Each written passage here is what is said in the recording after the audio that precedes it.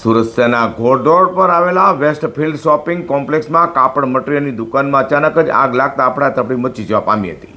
દુકાનમાં રહેલા એસીમાં બ્લાસ્ટ થતાં પ્રચંડ અવાજથી અન્ય દુકાનદારોમાં પણ ભાગદોડ મચી ગઈ હતી। તો ઘટનાની જાણ થતાં જ ફાયર કાફલો ઘટનાસ્થળ દોડી જવા પામ્યો હતો અને આગ પર કાબૂ મેળવ્યો છે।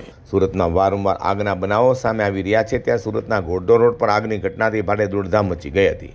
ઘોડદોર રોડ પર આવેલા વેસ્ટફિલ્ડ શોપિંગ કોમ્પ્લેક્સની ગ્રાઉન્ડ ફ્લોર પરના કાપડ મટીરિયલની દુકાનમાં ભીષણ આગ ફાટી નીકળી હતી।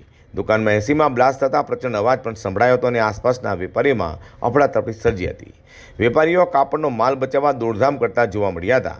તો આગની જાણ થતાં જ મજૂરા ફાયર સ્ટેશનની ટીમ તાત્કાલિક ઘટના સ્થળે પહોંચી હતી અને આગ પર સતત પાણીનો મારો કરી ભારે જહેમતે કાબૂ મેળવ્યો હતો। આગ અન્ય દુકાનો સુધી પહોંચે તે પહેલાં ફાયર ટીમે આગને કાબૂમાં લેતા સૌએ રાહતનો શ્વાસ લીધો હતો। જોકે હાલ આગની ઘટનામાં મોટા નુકસાનનો અંદાજ લગાવવામાં આવી રહ્યો છે।